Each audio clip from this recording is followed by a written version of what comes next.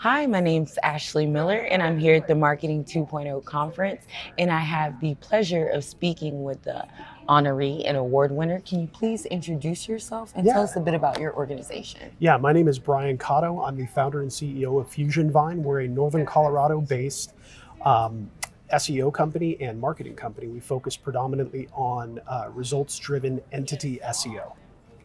Okay, so for people like me that need it simplified, Sure. can you break down what that means? Yeah. So essentially, what entity SEO is we tie relationships together one to one with kind of how Google would understand things. For example, if we were to use the word diamond, right, that could mean a lot of different things. For example, it could mean a jewel, something expensive. It could also mean, if we were to tie it with words like Babe Ruth, Wrigley Field, diamond takes on a whole new shape and meaning at that point. Similarly, if we were to talk about diamond in the context of spades, full house, jack, king, diamond takes on yet another meaning. So, our job as marketing professionals and entity based SEO professionals is to get Google or other search engines to understand what kind of diamond are you? Are you the jewel? Are you a card? Or are you baseball? I love how you broke that down.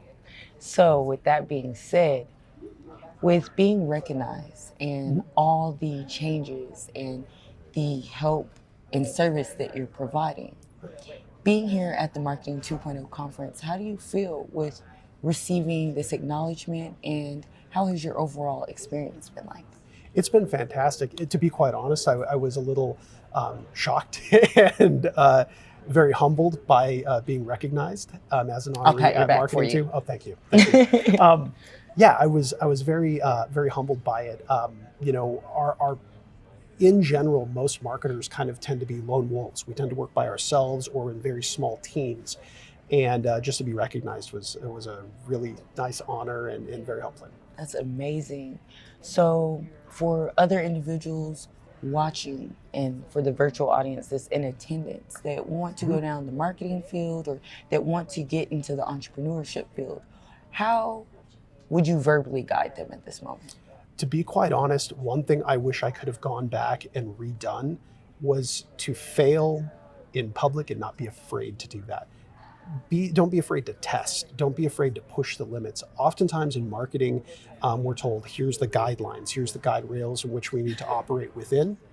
And it wasn't until I would say probably the last 3 or 4 years that I've been in the industry that I really kind of took it upon myself to let's test things. Although we're told do it one way, why not try something out of the box? Why not try breaking the mold a little bit Exactly. and being that the industry leader, the trend setter, doing things like that as opposed to just saying, here's the same marketing everyone else is Right. doing. So It's not a one size fits all, it sounds like. exactly. And in really kind of thinking outside of the box in terms of this is what we're told, works. Well, maybe demographic shift, psychographics shift. Maybe it's not always that one way. I mean, a great example of that is you look at things like TikTok, right?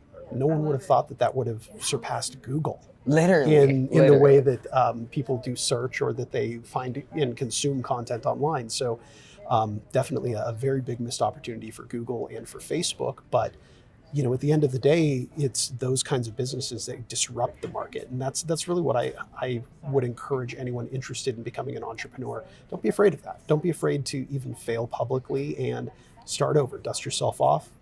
Get at it again.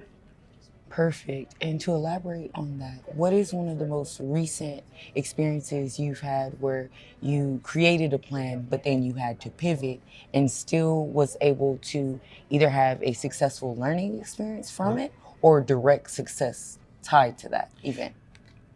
Yeah, so we do a lot of stuff both paid and unpaid. So both free, organic is what it's called, as well as paid media.